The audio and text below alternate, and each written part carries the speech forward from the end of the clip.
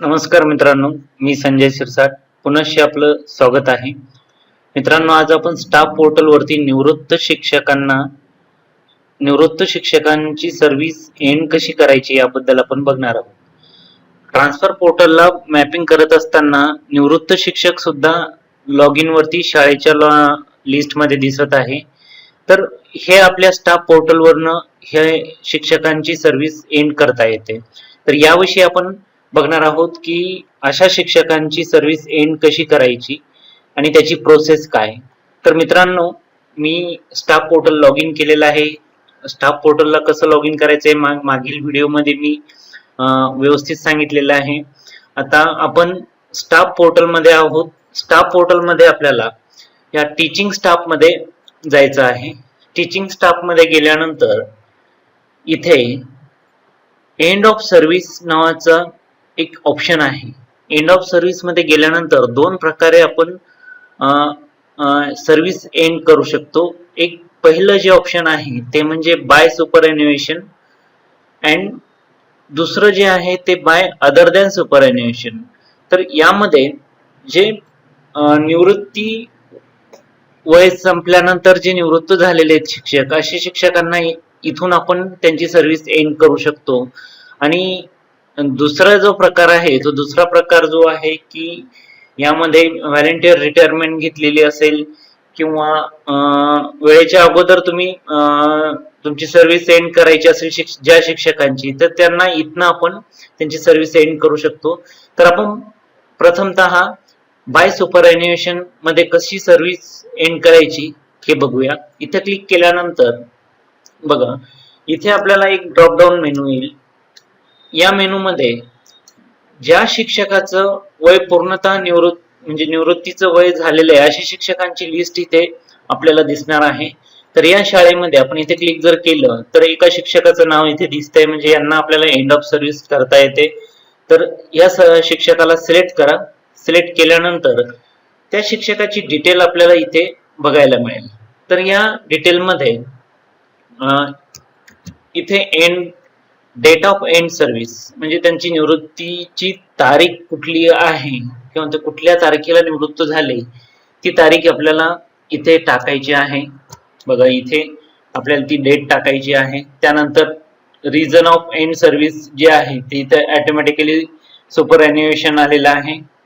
नंतर इथे खाली आपल्याला इलिजिबल फॉर पेन्शन आणि इलिजिबल फॉर ग्रॅज्युएटी हे ऑप्शन इथे आहे. येस ऑर नो इथे आपल्याला सिलेक्ट करायचं आहे.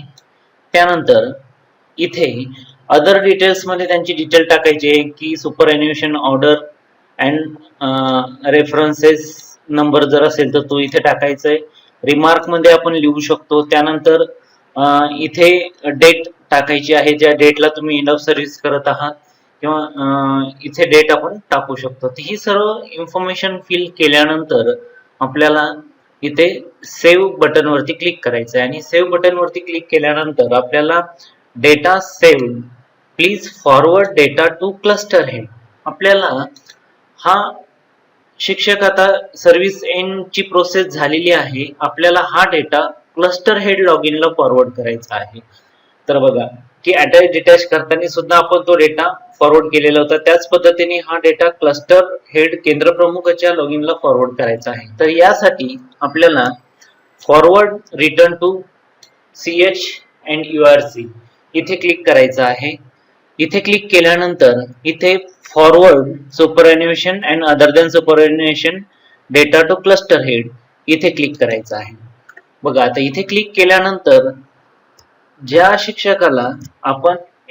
शिक्षकाची एंड सर्व्हिस केलेली आहे त्याचं नाव इथे आपल्याला डिस्प्ले होईल. मग ते आपण कुठल्याही प्रकारात केलेलं असेल तर ते इथे दिसेल. आणि इथे आपल्याला त्याला चेक करायचं आहे, क्लिक करायचं आहे.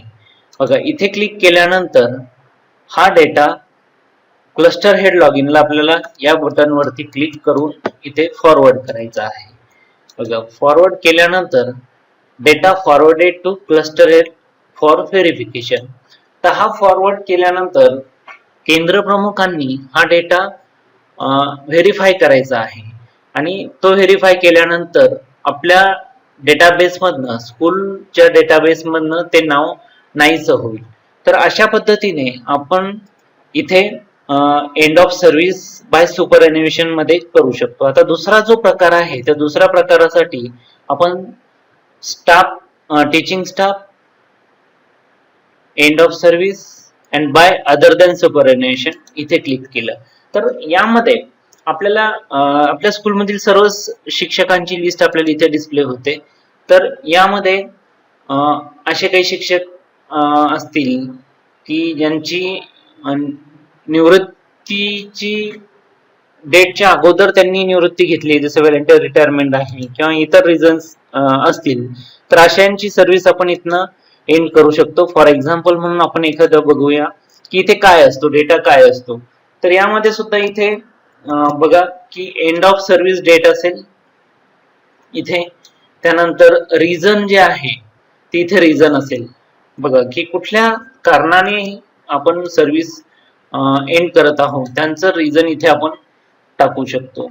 बघा इथे रिझन जे आहे वेगवेगळे रिझन इथे दिलेले आहे. रेझिग्नेशन असेल, डेथ असेल, टर्मिनेशन असेल, कंपल्सरी रिटायरमेंट असेल, मेडिकल ग्राउंड असेल, हे सस्पेंडेड असेल, अशा पद्धतीचे रिझन आपण इथे सिलेक्ट करून जे काही व्हॅलिड रिझन असेल ते रिझन आपल्याला इथे सिलेक्ट करायचं आहे. त्यानंतर इथे इलिजिबल फॉर पेन्शन आहे का, ग्रॅज्युएटी आहे का, तर हे ऑप्शन इथे येस ऑर नोच्या स्वरूपामध्ये लिहून त्यानंतर रेफरन्स नंबर इथे टाकायचा, त्यानंतर रिमार्क टाकायचा आणि डेट टाकायची आणि याला सुद्धा आपण इथे सेव्ह बटन वरती क्लिक करायचं आहे. आता हे सेव्ह केल्यानंतर हे सुद्धा आपल्याला क्लस्टर हेडला फॉरवर्ड करणं गरजेचं असतं आणि क्लस्टर हेडला फॉरवर्ड केल्यानंतर क्लस्टर हेडनी ते व्हेरीफाय केलं तर हा सुद्धा डेटा आपल्या डेटाबेस मधून नाहीसा होतो. तर अशा पद्धतीने आपण एंड ऑफ सर्व्हिस करून जे रिटायर्ड लोक आहेत त्यांचं डेटा आपण इथनं काढू शकतो.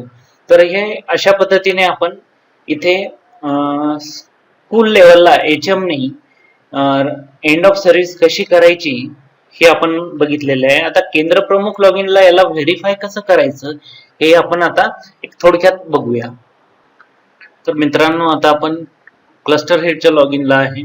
केंद्र प्रमुखाचं हे लॉग इन आहे आणि हे काम केंद्र प्रमुखांसाठी आहे. मुख्याध्यापकांनी हे व्हेरीफाय करायचं नाही, हे केंद्र प्रमुख व्हेरीफाय करतील. तर केंद्र प्रमुखांसाठी व्हेरिफिकेशन करण्यासाठी केंद्र प्रमुखांनी या व्हेरिफिकेशन टॅब वरती क्लिक करायचं आहे.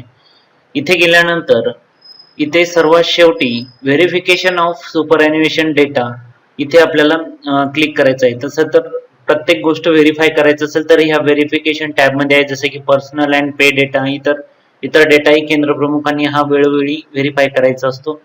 तर इथे आपण व्हेरिफिकेशन ऑफ सुपर एन्युएशन डेटा इथे क्लिक केलंय.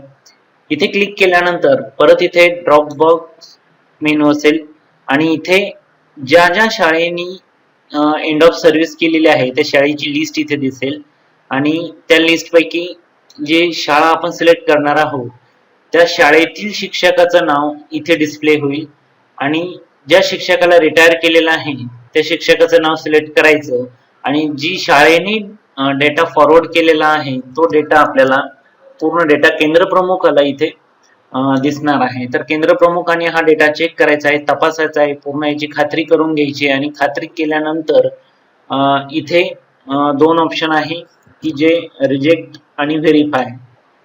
तर जर हे केंद्र प्रमुखाला मान्य नसेल तर तो इथे क्लिक करून रिजेक्टही करू शकतो आणि जर हे शिक्षक रिटायर झालेला असेल तर त्याला इथे तुम्ही व्हेरीफाय करायचंय आणि व्हेरीफाय केल्यानंतर इथे सेव्ह वरती क्लिक करायचं आहे. बघा डेटा सेव्ह झाल्यानंतर हा डेटा त्या व्हेरीफाय झालेला आहे. हे इथनं केंद्र प्रमुख लॉग इन वरनं व्हेरीफाय केल्यानंतर शाळेच्या टीचिंग लिस्ट मधनं ते नाव नाहीसं होणार आहे. तर मित्रांनो अशा पद्धतीने आपल्या स्टाफ पोर्टलच्या डेटाबेस मध्ये जे शिक्षक रिटायर झालेले आहेत त्यांना एंड ऑफ सर्व्हिस करणं गरजेचं आहे, कारण ट्रान्सफर पोर्टलला मॅपिंग करताना त्या शिक्षकांचे नावं दिसत आहे. तर अशा पद्धतीने आपल्या स्टाफ पोर्टलला जर शिक्षक रिटायर झालेले असतील तर त्यांची सर्व्हिस एंड करा. अशा पद्धतीने आपण हे एंड ऑफ सर्व्हिस कसं करायचं हे बघितलेलं आहे. मित्रांनो हा व्हिडिओ जर तुम्हाला आवडला असेल तर हा व्हिडिओ लाईक करा आणि असेच व्हिडिओ वेळोवेळी तुम्हाला मी पोहोचत राहील यासाठी माझे चॅनल सबस्क्राईब करायला विसरू नका. धन्यवाद.